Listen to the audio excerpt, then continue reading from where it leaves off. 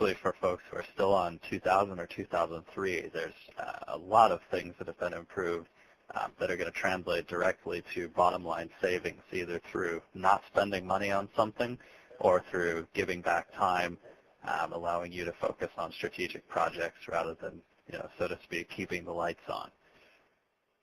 So hardware and facilities, virtualization, just a direct link to reducing the amount of physical servers and physical hardware spend that you need to put together.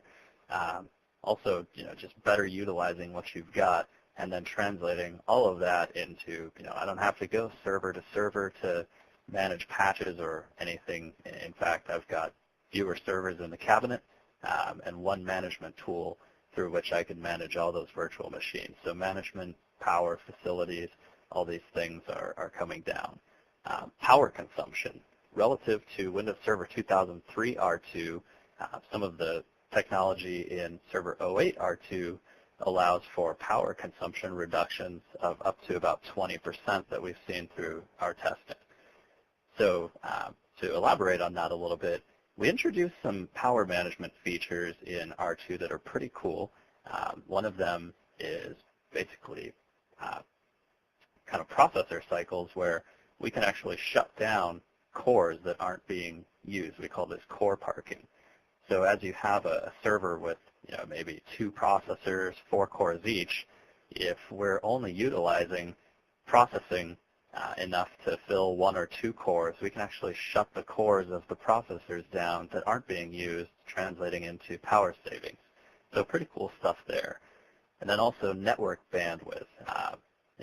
Typically a cost that customers tend to just absorb, but R2, especially paired with Windows 7 and a Windows Server 2008 or 2008 R2 network, as you may be aware, from 2003 to 2008, we completely redesigned the TCP network stack, giving improvements there, and we improved that a little bit further in R2. So the 2003 to 2008 R2 jump can yield pretty significant multiple-digit savings in network utilization.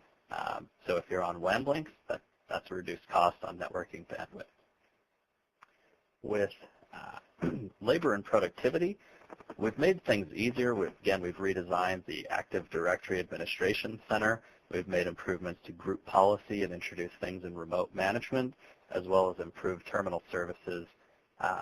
So there's a lot of ways that you can access the server to administer, as well as effectively your customer, the folks that work for your organization, can take better advantage, be more productive on an R2 back-ended network. So those are the Microsoft pitch slides.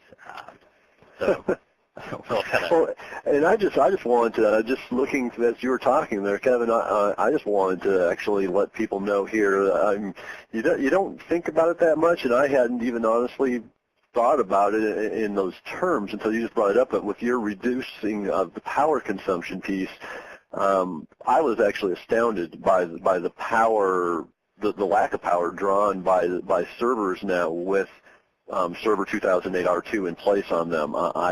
I'd seen the slides, I kind of heard it, and it didn't really strike me that much. But I actually experienced this for myself just last week, where I plugged in a new server that I brought in, hardware agnostic, it doesn't matter. But I had been using the same server with the same manufacturer, same model, same everything, and in our data center, we run metered PDUs where I can see how many amps are being drawn, what my current, what my total power consumption on a given PDU is. And when I plugged in this model of server running Windows Server 2003 on it, or 2003 R2, I'm drawing 2 to 3 amps is approximately what I'm pulling on an average there. When I plug it in, I know that's how far up it's going to go. And it may spike even a little higher than that, when I first turn it on and there's the fans all turn on and everything is, firing up. I plugged in a brand new server, same make, same model, same everything. The only difference is this was Server 2008 R2 install that I put it into the data center, fired it up, had it load balanced across 2 different PDUs like I do with all my servers, and I usually pull about, like I say, 2 amps off of each of those PDUs once I fire a server up. I fired up this new server, and it's actually running Hyper-V R2 with 4 virtual servers in it, so I'm actually running 5 machines there, if you will. I turned it on, and it literally didn't draw anything. It stayed at 0 amps. These were brand new PDUs and hadn't anything plugged in on them yet. I had to plug in 3 new servers before I started pulling that same 2 amps. I had 3 physical boxes in place before I hit that same 2 to 3 amps that I was pulling with one server in the past, and now I'm running 12 servers, virtual servers, on that same amount of power. So I'm getting literally 12 machines for the same amount of power draw that I used to get with one. So it's a huge story. Until you've actually done that and seen it yourself, you just don't even realize that you hear all this power and cooling and what a difference Hyper-V can make. The power consumption tweaks and changes that have been put into R2 are really, really game-changing. It's massive. That is an awesome anecdote.